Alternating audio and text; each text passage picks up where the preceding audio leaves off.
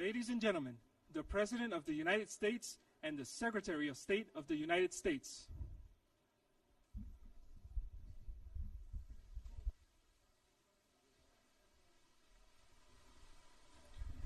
Well, thank you very much. I want to begin by thanking the Prime Minister and President of Vietnam.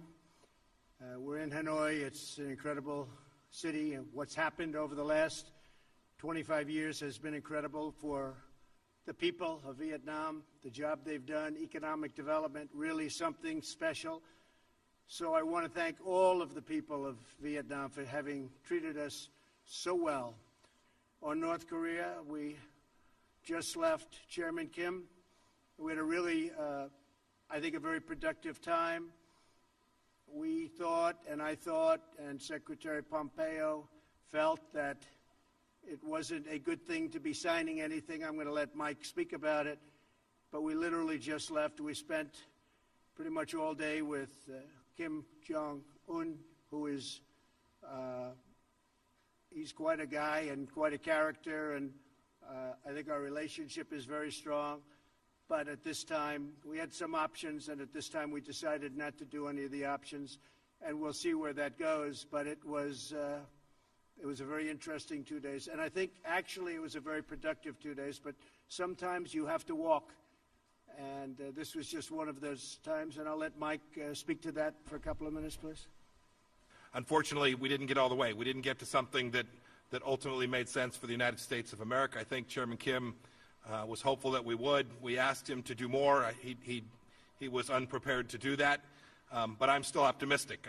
I'm hopeful that the teams will get back together in the days and weeks ahead and continue to work out. It's a very complex problem. We have said since the beginning that this would take time. Has this process been more difficult than you thought? And was the North Korean demand for lifting of some sanctions the real sticking point here, in that you did not want to do that and they did? And will there it be was a about third, the sanctions. Will there be a third summit, Mr. President? Basically, they wanted the sanctions lifted in their entirety, and we couldn't do that. They were willing to denuke a large portion of the areas that we wanted, but we couldn't give up all of the sanctions for that. So we continue to work, and we'll see, but we had to walk away from that particular suggestion. We had to walk away from that.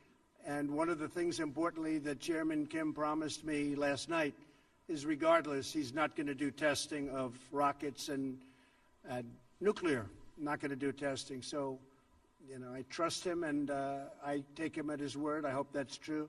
But in the meantime, we'll be talking. Mike will be speaking with his people.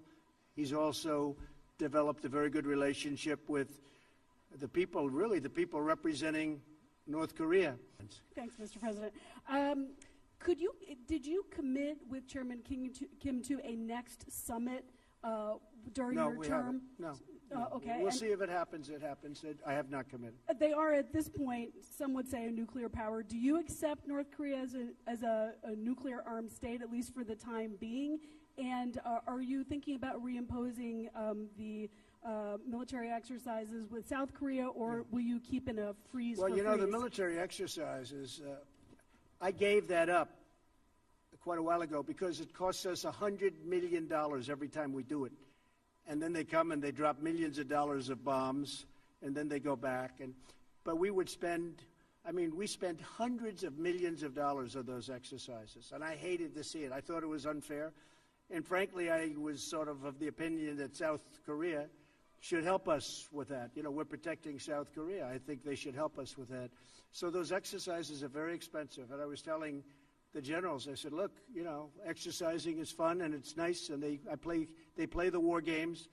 And I'm not saying it's not necessary, because at some levels it is, but at other levels it's not. But it's a very, very expensive thing. And, you know, we do have to think about that too. Debbie Edward, ITV News. At which point did it become clear to you that you wouldn't be getting a deal here in Hanoi?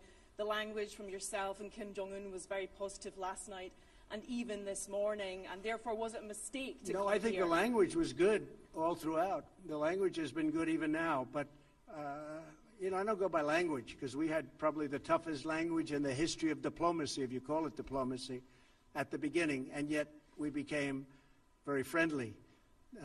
I don't believe there was any tougher language ever than that. But again, this was something that should have been handled by other presidents long before me. But Channel A, 동아일보, South Korean media outlet here. I'd like to ask you, you said that we do not particularly know when North Korean leader will be willing to come to the table and take the actions that's been required. If that's the case, would the U.S. be willing to strengthen the sanctions and perhaps put the pressure on North Korea to move forward? I don't want to comment on that. I can just tell you this, that we have very strong sanctions. I don't want to talk about increasing sanctions. They're strong. They have a lot of great people in North Korea that have to live also, and that's important to me. And I would say this, my whole attitude changed a lot because I got to know, as you know, Chairman Kim very well, and they have a point of view also. So I don't want to really talk about that. I just think that hopefully for the sake of South Korea, for the sake of Japan, and frankly for the sake of China, I was talking to President Xi, who really is a man that gets the respect of a lot of people.